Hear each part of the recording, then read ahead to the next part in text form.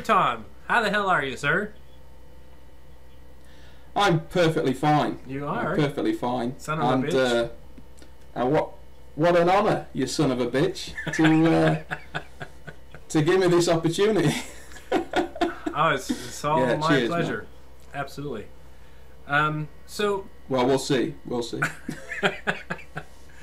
So, can you tell me a little bit about yourself? If you can give a little bit more detail into like your personal life that we don't really get to hear about on the Homebrew Wednesday. Yeah, sure. Well, let's start off by saying that I was a builder, or I am a builder.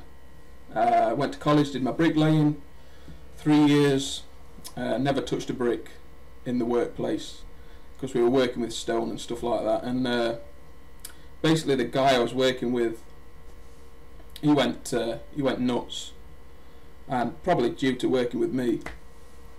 And I ended up going self-employed, and things were brilliant.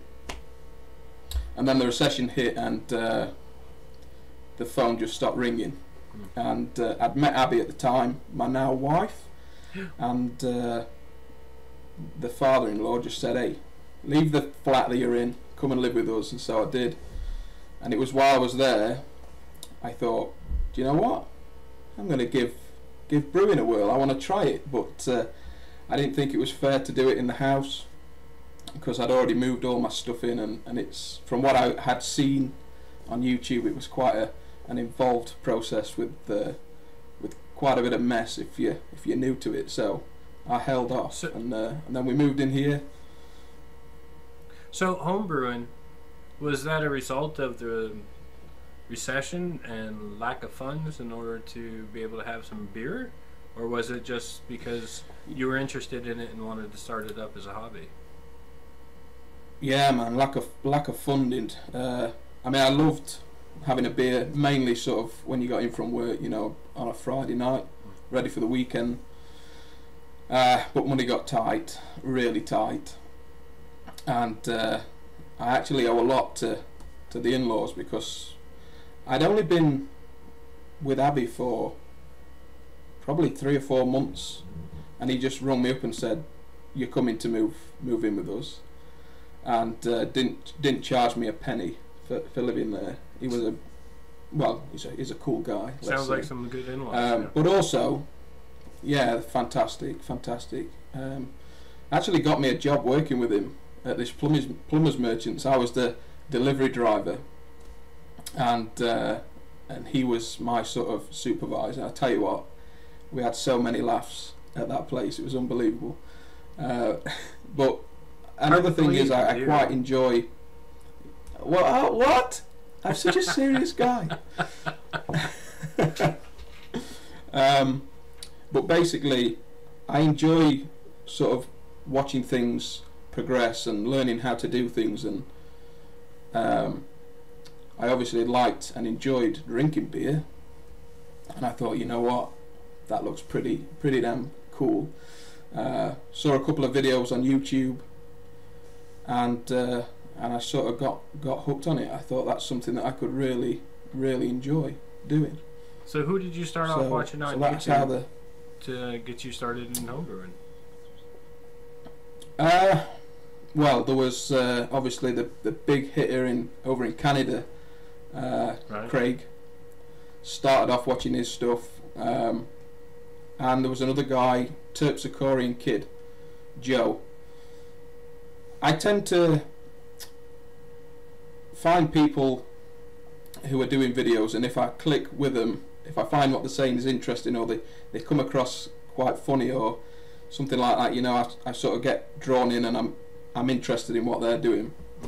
And really I sort of watched their videos and thought, yeah, this looks like something that could be really fun, and I ended up starting a channel on YouTube. Now let's talk about that for a minute, because as I understand it, your original content on YouTube was not home beer related, is that right? No, it wasn't. I had another channel. What was it about? And It was about outdoors activities, let's say, with things that go pop. It was a hunting channel, only for sort of pest control and actually putting food on the table. But it didn't have the community. I was making the videos and I was putting them up, and yeah, I was getting a few subscribers and people commenting and stuff like that. But until I went out and made another video, there was nothing in between.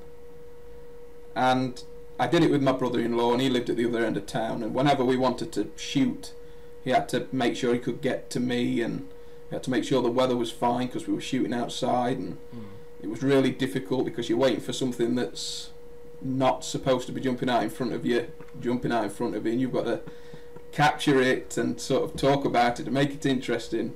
Right. But what it was lacking was the community. There was no community to it. It was just different videos of different people, and you comment on it, and that was about it. So we got bored of it, and I ended up just giving it in. But yeah, when I started with the brewing, that's when my eyes got opened to this this other world. Let's just say, yeah, because there's definitely a bigger community regrets. here, I guess. It's huge, man. It's friggin' huge. But I didn't actually get the full impact of it until I think it was Christmas just gone. So it's not that long ago, probably 6 months or so. Where I thought at Christmas, I thought to myself, okay, things are going well. You know, you've got some sort of subscriber following. People are enjoying it because they're telling you they're enjoying it. Yeah. And I thought I've either got to up the game or stop how I am or sort of pack it in. And I thought I'm going to up the game. So hence the new camera here, just sat here. Yeah. And I was editing all my stuff on Movie Maker, but it was limited with the editing, the stuff you could do.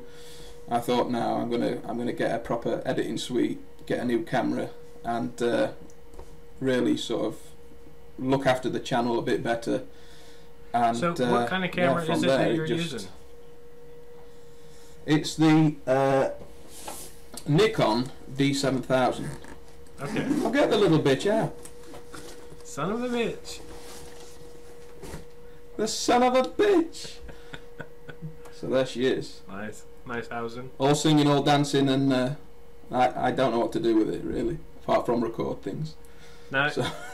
You've definitely got one of the better intros for Homebrew Wednesdays and things like that. So what software are you using in order to produce those?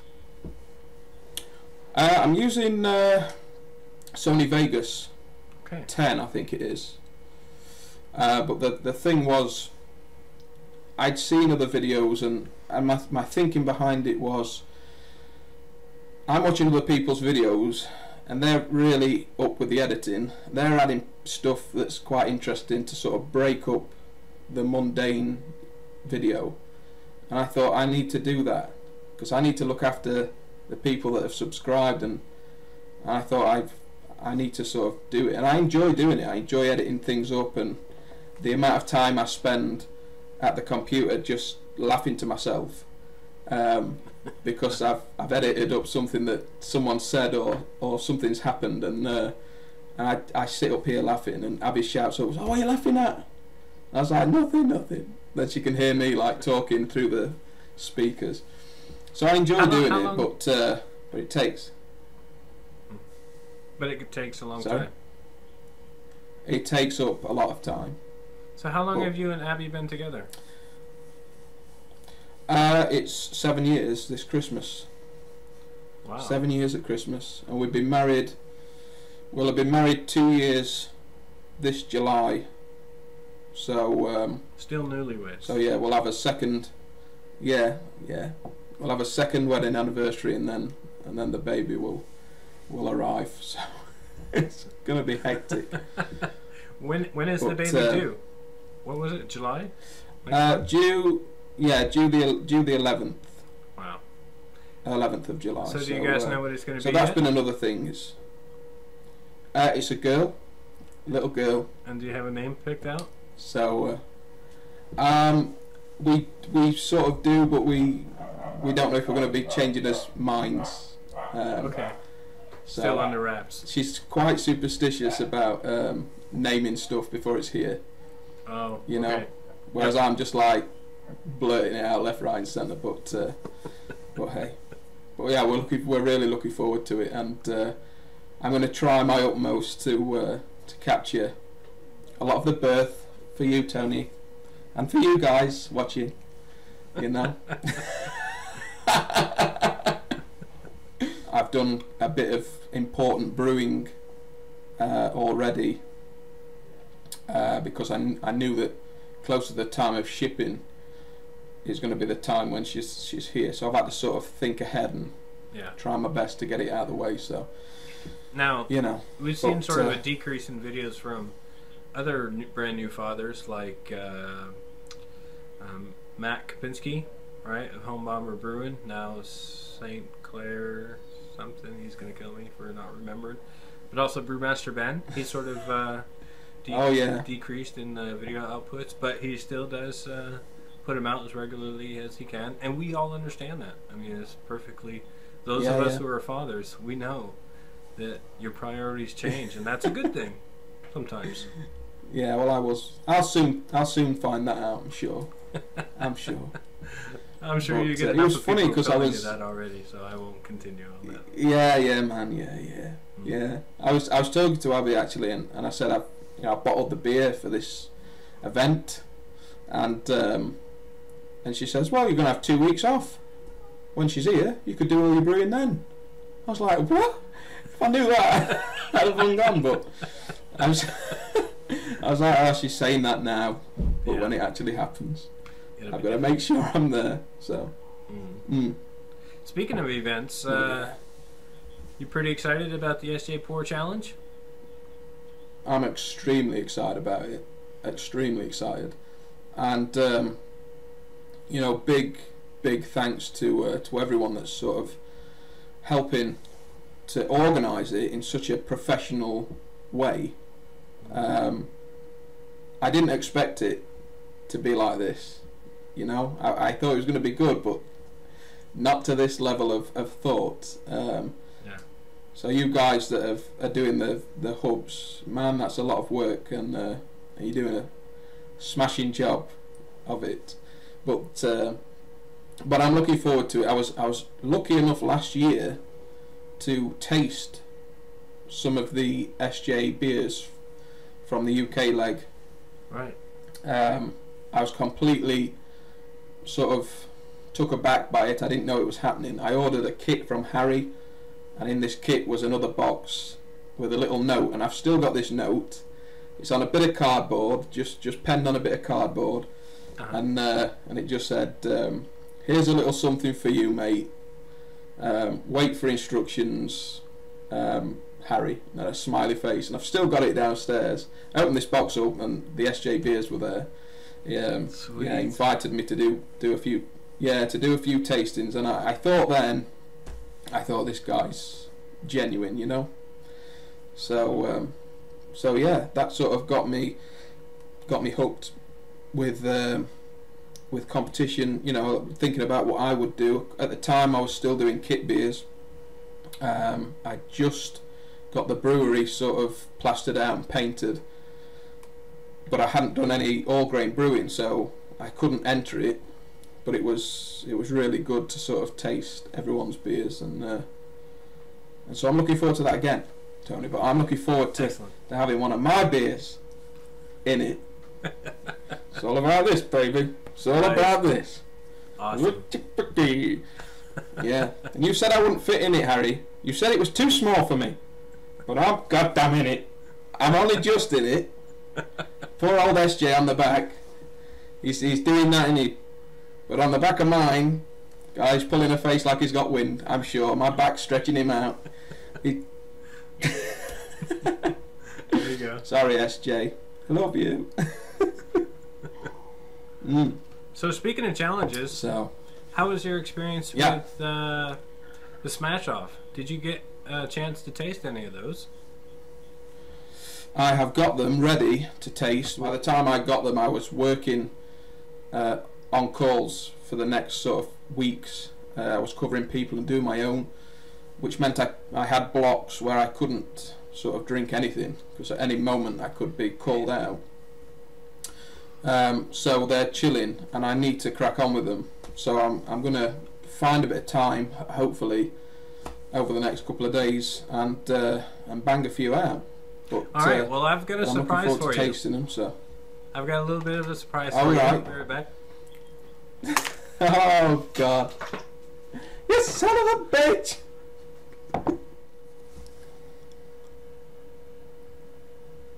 So the surprise I've got for you is I wanted to do a live tasting with you with your Maris Notter Smash beer.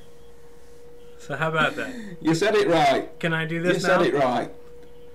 Yeah, man, get cracked into it. All right, let's This get may it. be the last interview you ever do, though.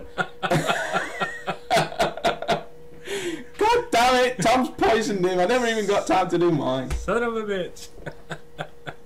The son of a bitch! He's All right, poisoned the Let's bastard. crack this open. Ooh, it's got a Oh, pretty God. good hiss on it. Here we go. There we go. Let's get this poured. Poured really nice. Really nice and clear. Good carbonation. Oh yeah, really Cheers. good. Wow, look at that. That's got some nice color to it. Tom, there you go. Look at that head. Look at that head, people. That's a head. Now that's how you make a head. Two finger head there. Super smashing lovely. Nice. Yeah, let this die down a little bit, and so I can get a better aroma off it. Smells good. Initial smells a little fishy, but no. Good. That's what I was going for. No. You know, it was funny. I read a comment on Facebook. It was in the SJ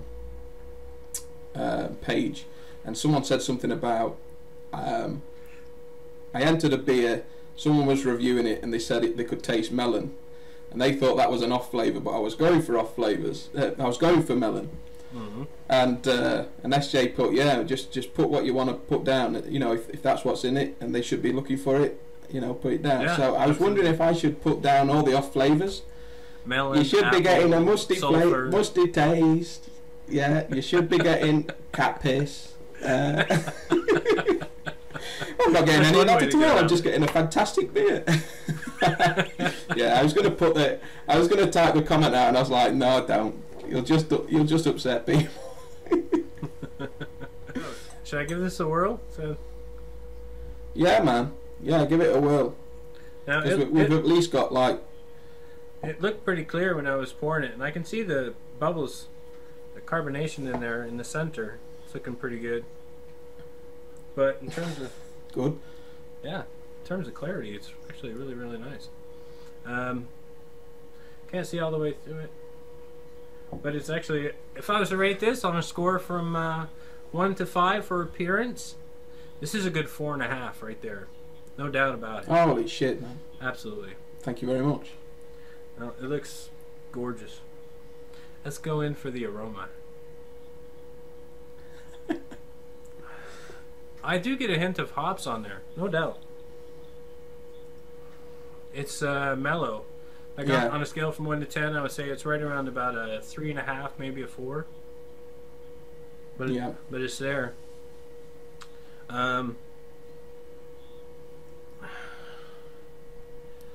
It's like just a hint of citrus, but what were these hops? Were they noble hops? It was Cascade. Okay, so the citrus and grapefruit is right on. It's like a. And then the thing. It reminds me of like a Sierra Nevada. Pale ale. Yeah. The thing that that makes it not a smash, for anyone that's not seen the videos, is I cocked up when I was dry hopping her, and actually reached into the freezer, brought out what I thought was Cascade, because I thought that was the only thing in there, and I had got some East Kent Goldings knocking about, and it wasn't until I was tidying up and the bag was empty and I was like, holy shit, man, it's no longer a smash. So you put, there's Cascade and East Kent Golden in this. Yeah, dry hopped it with the East Kent. But was that Marisota that you used? Just Marisota? Yeah, Marisota, yeah. Just Marisota. Yeah, the only thing that changed was the dry hopping hop was different, but I did a no sparge method as well with that. Okay. It smells really nice. So it's really inviting. So I'm gonna go ahead and take a drink if that's all right. Hey, get on with it, man. Cheers. Cheers, man.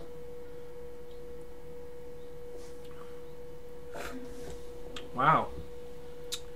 That's actually quite enjoyable. Huge. And we'll leave it there. Medium mouthfeel. Banana, cut. Medium mouthfeel. Lots of sweetness. Yeah. Hoppy though at the same time. You know, the sweetness is more dominating than the hoppiness or the bitterness. Oh, yeah. There's almost no bitterness there. Yeah. But it's very, very sweet. Has good aroma. Yeah. It was a cock up for sure. Taste. No, I think this would be a nice, enjoyable drink to have around. Oh yeah, man. It was enjoyable. I mean, it didn't last long at all in the keg. That keg kicked fast. And I was talking to you previously, a couple of weeks ago, about the happy accidents that keep occurring, and I'm trying to. It's fine, you know. It's not a bad thing because you don't want to be chucking beer away, right. And so it's good that you're like, oh shit, I cocked up with that, and like, oh no, that went wrong. Like, oh, I've added too much of that, and then when you're actually pulling one off the tap, it's like, actually, this is really good. But I'm at the stage now where I'm wanting to concentrate on developing a recipe and knowing how to do that. And when I walk through the door on the morning of the brew day, I can go in and say, right, this is this, it's going to turn out like this, and I'm going to hit my numbers. And that's what I want to get at. I want to eliminate these happy sort of endings to accidents. But yeah, I learnt more doing that smash. By changing up everything I was used to than I would have done if I'd have just gone in and said, I'll mash them for 60 minutes, I'll sparge them, I'll boil it for an hour, and I'll add my hops, and I won't dry hop it, and whatever comes out, comes out. Because that's pretty much close to what I was used to brewing, like they were the methods, you know. And I thought, all right, this is a quite a cool competition.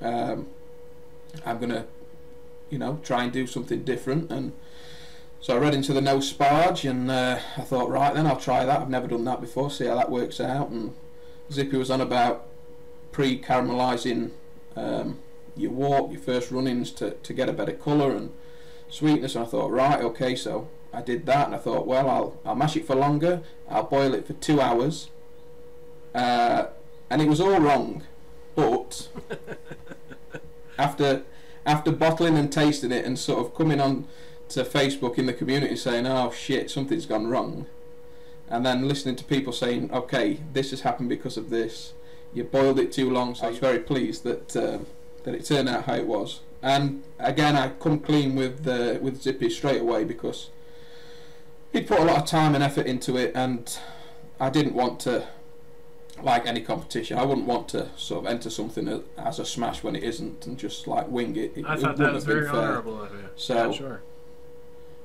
Well, hey, these things happen. But you said send it in for people to taste, and that was the main thing, really. Just to see, get guys, people tasting it's not it and impossible stuff, so. for Tom to be honest. What do you mean? As I itch the end of my penis on my knee. what it did, the smash, with me cocking the smash up, it really got me sort of focused for the SJ challenge. You know what I mean? Yep. I was like, okay, I ain't gonna mess this one up, and I'm gonna ask a few more questions before I brew the beer. But and it's come out well. So. No, I think doing any brew for a challenge, you're going to run through a lot of lessons learned, and like you said, you can remember going through these steps of where it was. Well, a little bit of this, a little bit of that, and we'll just see how it comes. I mean, that's the basics. And then now you understand in retrospect that that's not necessarily what you should be doing and what you want to be doing as a brewer, and you sort of see that, and so you're continuing to improve your process so that you'll get the type of beers in the future that you want and that you'll know what to expect. And it's a great progression, absolutely. I think every home brewer who goes through these sort of steps experiences the same thing. I know I did. I still do. Yeah. I mean, I tend to learn more after making a mistake than I would sort of reading a book, and going back to YouTube. It doesn't matter what it is. If I've got a problem of something I need to fix, or I need to find out a way of doing something, I'm straight to YouTube because there's a video for it, and it goes in my mind. If I watch somebody doing something, it goes in. If I sit down reading a book, I'm thinking, I wonder what my brew's doing in the shed. I'm meant to be reading this book, and I'm thinking about other things. So in England, there's a big sort of discussion about how the English folk, how Englishmen sort of are well aware of beers, different types of beers. And you got the real ale sort of fever, and the stouts and the porters are popular, but also real ales and the bitters and the different variations and degrees of the bitters, and much more than any of the Americans or anything like that. So, my question to you is like, how does, like, to an American, or to myself, I can say, when did I actually get started and learn about craft beer? And what was the difference? I mean, who was the key motivator for opening my eyes to craft beer? But it seems like in England you're sort of exposed to that all the time anyway. Or is that different? Well, yeah, I mean, you've got the commercial bitters, which really are awful now. And it wasn't actually until I started brewing that I actually thought, oh, I've got this, but it's not really the thing that I've made. It was lacking something. I'm not a big fan of bright white beers, and so mainly when I buy beer, it's probably like a wheat or something like that, which is bottle conditioned and whatnot. So what's a bright lager? I suppose, like filtered beer, which is crystal clear and okay. Like a macro beer. I'm not a huge fan of that. But we have quite a few local big beer festivals, and it wasn't until really you go to them sort of places and you're tasting the different ambers and pales and whatnot, and you're thinking, oh, that's just different to what you buy in the bottle. You know what I mean? Yeah. But now, when I'm sort of making beers and stuff, I'm tasting and thinking, oh, that was what was in it. It must have been this. It must have been East Kent Goldings to give me that. Because I quite like the floral sort identify of, with the ingredients. Hops. Yeah, I'm starting to do that. I mean, I actually shocked myself before we started this interview. I went on my YouTube channel and just checked when I actually started, and I haven't done 2 years yet. I started the 25th of August 2012, so in such a short period, I thought, bloody hell, I've come on quite a way, But yeah, the real ale pubs are coming back now over here. The big sort of brewery pubs are closing, where you've got your John Smiths and your Stones and your Carlin and stuff like that, and there's a brewery actually just down the road, Brampton Brewery. It's only, well, I say it's small, but they've started buying pubs now and putting their beers in the pubs, and so you're getting that sort of crafted ale at a pub sort of thing. And the days of the pubs where you go in and it's just the commercial stuff is sort of dying out. But yeah, it's on the rise. People aren't happy with the. Sorry. Is there any one beer that you've had that you said that sort of opened your eyes and said, "Wow, this is totally different, and I need more of it"? Yeah, Chatsworth Gold. There's a big manor house just up the road from us, Chatsworth House, and they've got a brewery in the village. And it was at the last beer festival I went to. They had a stand, and they did a Chatsworth Gold, and my God, I just kept going back for that one. It was so refreshing and florally, you know. I'd love to taste it again because I'd probably now be able to pick a few things out from it. Is it not around? But yeah, that was the one I was. Yeah, but they don't bottle it, I don't think. Oh, okay. The festivals, they had it kegged, you know. Right. So, although I don't think they bottle it. If they do, I'd like to know because I want to see what it's like in the bottle. Have you had any similar home brewing experiences that gave you or brought you anywhere close to that sort of satisfaction? What, to the Chatsworth Gold? Have I brewed anything similar to that, or have I just brewed anything that I've something that gave you the same amount of satisfaction? Yes. Last year, I thought, I've got a brewery, and I've got taps now in there. I need to showcase it, and I got quite a few friends that were asking me about, you know, what do you do, how's it work? And I said, well, I'm going to put together a barbecue. Come round. We'll call it a brewbecue. Come round, we'll have some food, I'll brew some beer, you can see it all happening and whatnot. And for that one I brewed up a Hoegaarden clone. Right. And I was amazed at how close it was to the original. In fact, I think I've got the video still on the page, on the channel. I remember watching. Where I actually bought Hoegaarden and pulled one, and the colour was similar, the body was similar, and actually I think mine was 4.8 and the Hoegaarden was 4.9, so I sort of hit the numbers there, and I was like, holy shit, I've done it! Success! But actually, for that one, I read a book and changed the hops. I couldn't remember what the original hops were to this recipe I found, but the mother-in-law went away and she bought me this book, 300 beers you must try before you die, and one of them was the Hoegaarden, and the write-up told you a little bit about how the brewery over there came to be. And it was a postman that was talking with his friends, and he said the brewery's shut, you know, that's a shame, and he decided to take it up and start going again using the traditional hops, which were East Kent Goldings.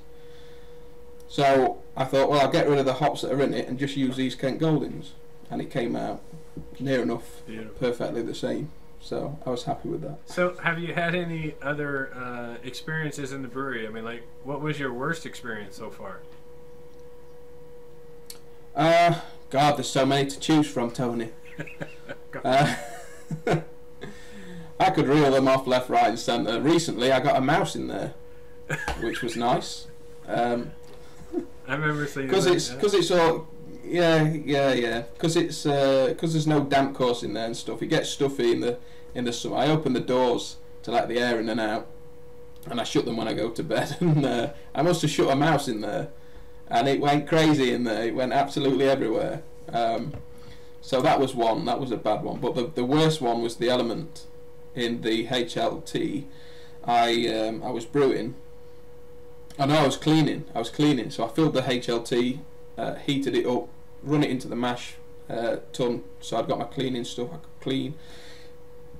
Went to rinse it off.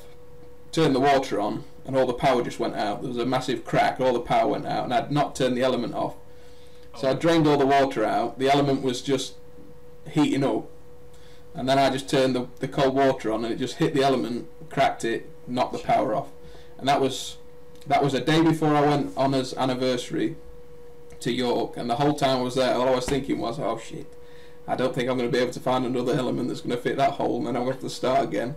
So it took the edge off of that a little bit, but I managed to get it going again. So, nice. Oh well, but that's the worst one, I think. That and the bloody stuck runoffs from the boil pot into the fermenter. Holy shit. So yeah, you seem to have been cursed by the drain into the fermenter ghost. Yeah, well, what it is I'm a tight arse, you see, and I try to make something that I think's better than what some experts made. About, you know, some expert that's been brewing 30 years has developed this this bazooka screen. I've been doing it 10 minutes.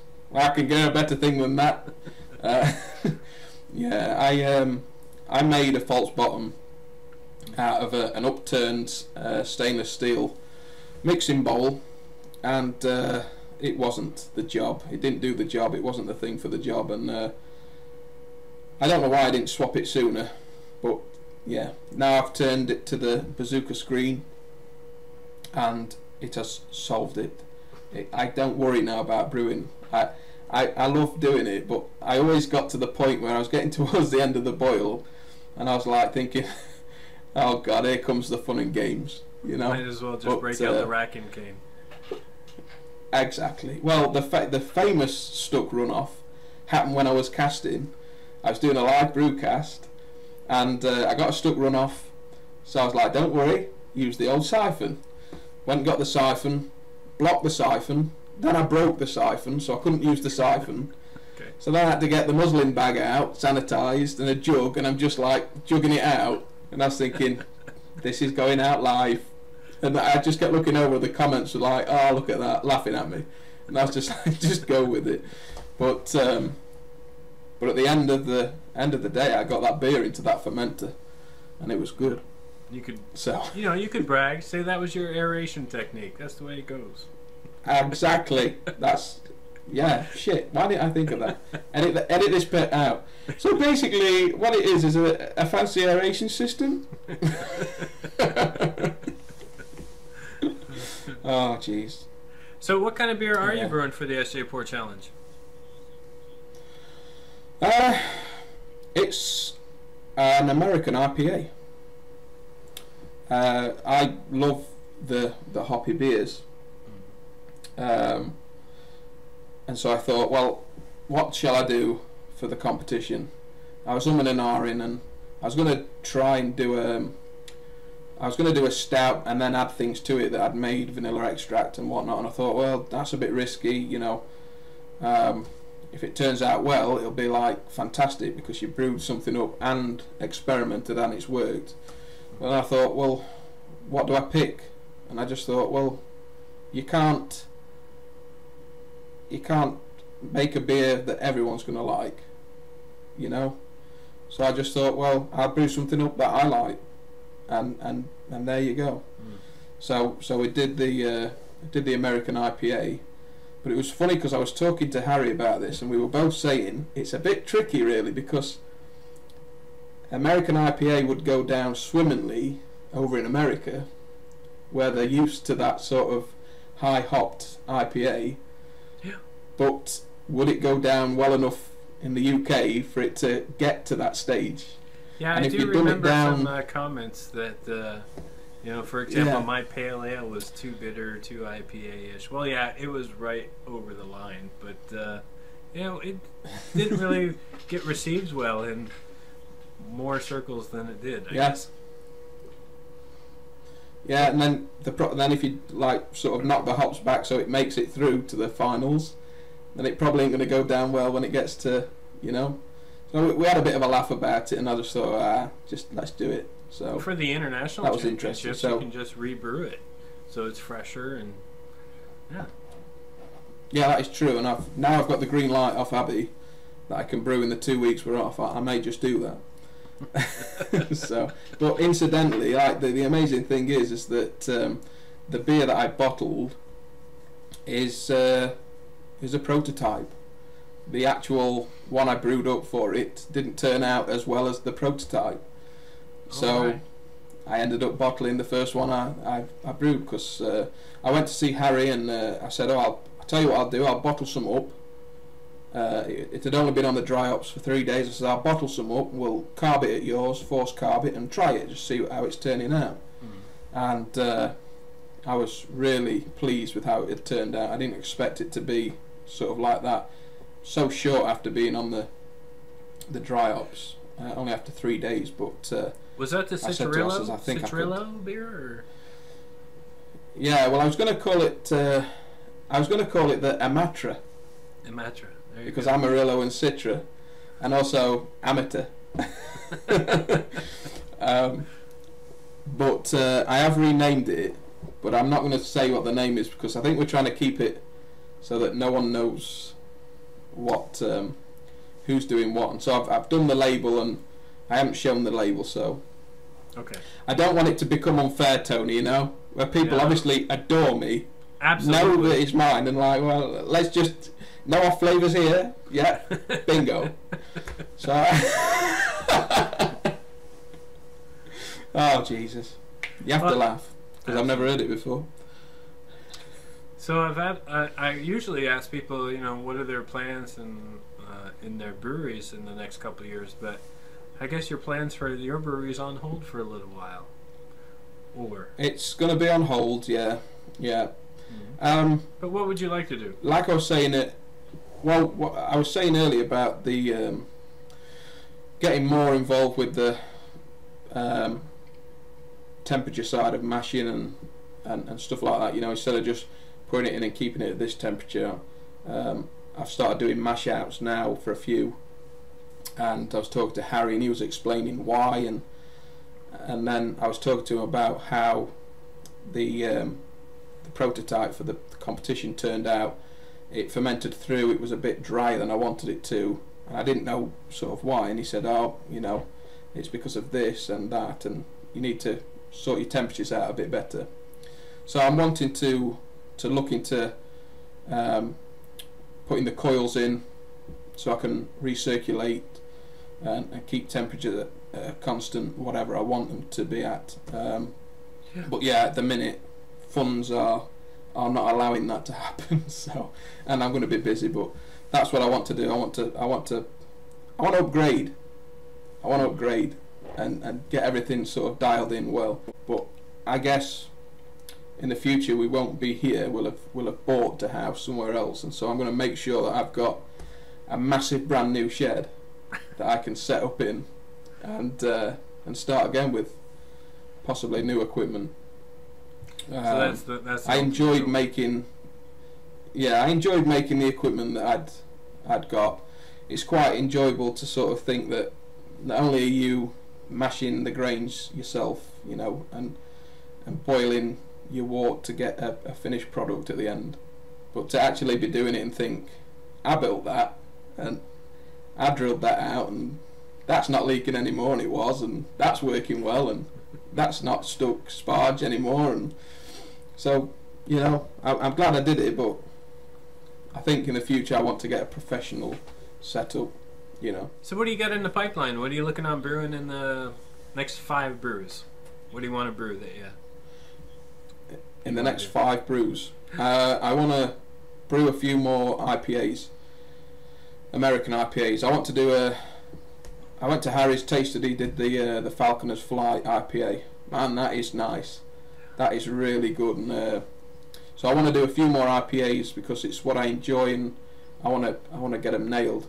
I want to get them so that I've got that residual sweetness in there, you know, to counteract the bitterness and stuff. And I want to sort of nail that because that's what I enjoy drinking. Right. And so I want to get that bang on. But at the minute I've got a stout that's just sitting in secondary that I'm going to bottle for the winter, and I've got the other IPA that wasn't as good as the prototype that was going to be for the SJ Challenge. But the the most important brew that I want to do is I want to do a barley wine. One, because I've never done one before in the brewery, and I want that to be a sort of special barley wine as a welcome to the world, to the new baby. And I'm going to bottle that and age it. And on a first birthday, I thought it'd be nice to sort of crack them open and taste them.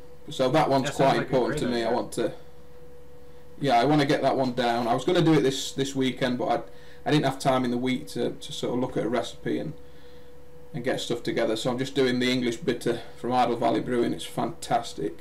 I've done it 3 times, and 3 times it didn't stop in the keg longer than a month. So I'm going to be doing that again.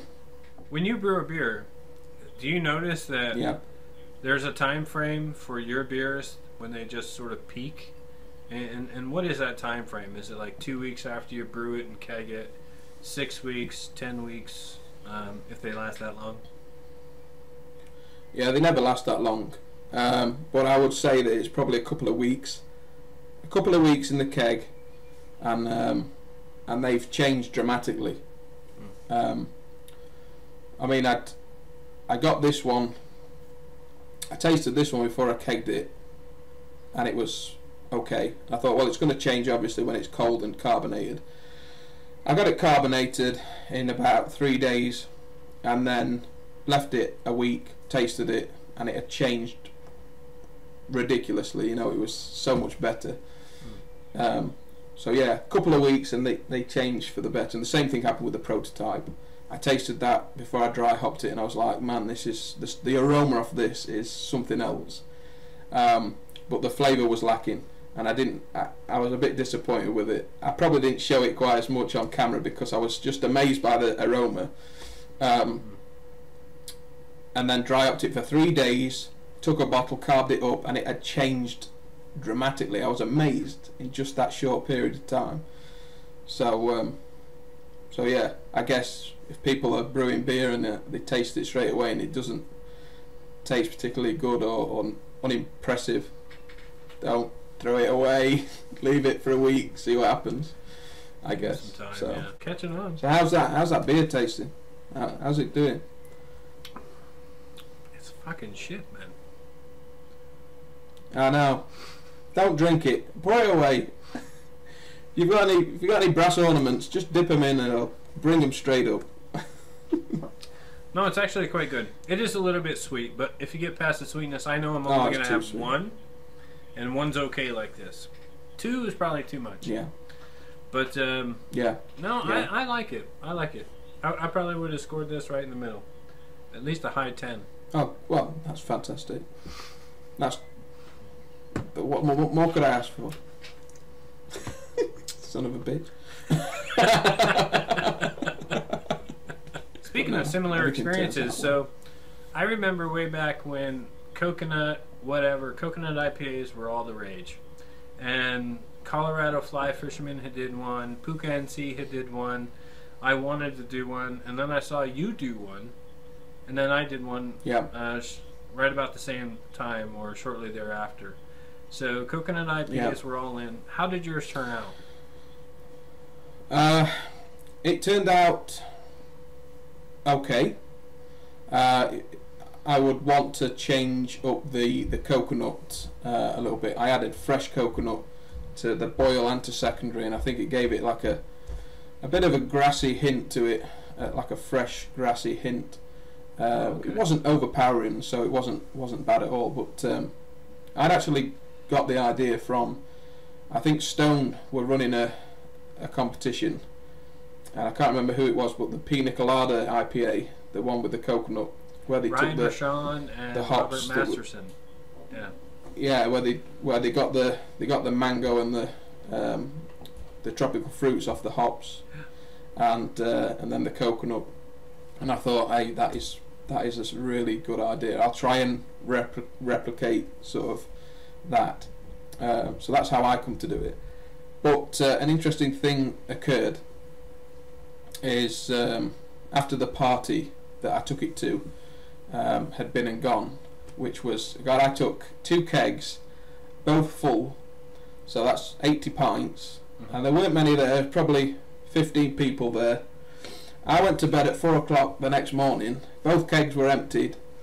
And my sister's kids woke me up at 6 o'clock, so I'd only had like two hours sleep. Oh God, it was horrendous. One of them was the cider and one of us was the coconut IPA. But anyway, after that, I got a message from Barry Trett, Norfolk and Good, and he asked me for the recipe. And so I was like, yeah, man, I mean, I brewed it up just the once and it probably needs tweaking, but here you go. And lo and behold, he contacted me a couple of weeks back and he said, hey, shoot me your address, I've got some beer mail for you. So I was like, oh, fair enough. So he sent it me, and one of them was the Pinfold Coconut IPA. So this is a recipe that I sort of put together on Beersmith, probably all wrong, but he's took it and brewed it himself and sent me the bottle. And on the bottle, the label, I wish I had it with me now, but it was a beach, nice sunny beach in the Caribbean somewhere, and then me on this hammock with my dirty clothes on, drinking this beer. So I'm gonna have to take that label off and save it, because I thought that was fantastic. But so I'm interested to see how that turned out. Great. Cool. Is there anything else that you want to cover? Just the fact that I've got in this shirt, and Harry didn't think I would, because he's a son of a bitch. But no, I just want to say thanks for everyone that's that supported me and give me help, and come over to the channel and sort of support me, because obviously, and I know Sam, the Silly Sailor, picked up on this in his interview, without people sort of commenting and liking, and you wouldn't be doing it. You wouldn't spend the time making the videos if no one was going to watch them. So I just want to say a big thanks up and a pinky out. Well, Tom, thanks a lot for taking the time and speaking with us, speaking with me. It's been a pleasure. Sharing your time with the community. It's fantastic. I know that I look forward to watching your videos every week, because you are one of those genuine guys that's honest and caring and sincere and humble. The humility is clear, and that's just fantastic. I mean, no, seriously, it's just it's very well honest and received, and I really look forward to watching more Homebrew Wednesdays and more videos from you in the future. So good luck. Yeah, congratulations with the upcoming daughter. Good luck with that. Thank you. Thank you. All of our best to cheers. Abby. I need all the luck. All of the best to Abby for thanks a lot for allowing you to share your time with us. So that's great. I'll pass that on. I'll pass that on for sure. And remember, Homebrew Thursday. It's going to be a thing.